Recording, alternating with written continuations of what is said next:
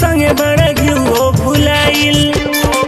हम तो तारा से परेशान बनी गइला बाजार से तू गुताइल धूप बत्ती संगे बड़ा घियो भुलाइल तू कइला बड़ा गलती भारी हाँ भारी हाँ भारी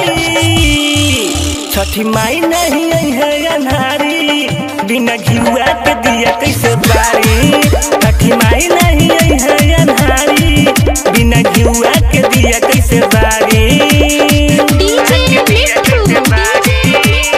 राजा पटसोनी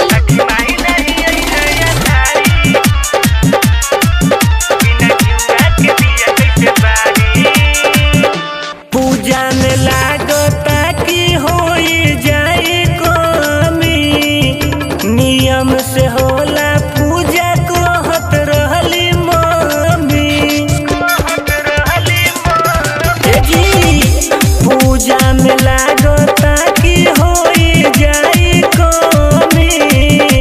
नियम से होला पूजा कहत रहली मम्मी लागता बिगाड़ देब तू सब काम हो जल्दी लियो जाके हो खता शाम हो छुरछुरियो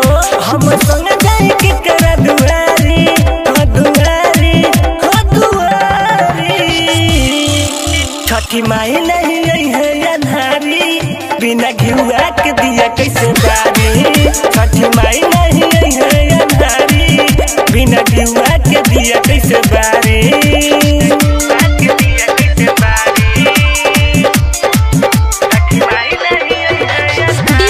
डीजे मिट्ठू राजा पटसोनी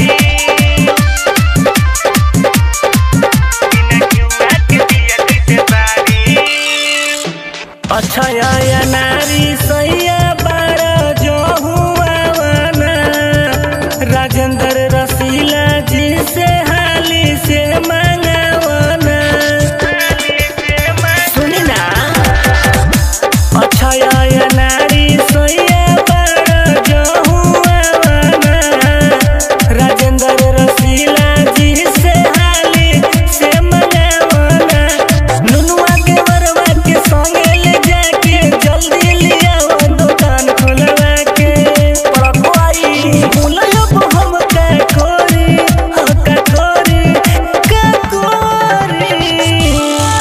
छठी माई नहीं आई है अन्हारी बिना घियुआ के दिया कैसे बारी छठी माई नहीं आई है अन्हारी बिना घियुआ के दिया कैसे बारी।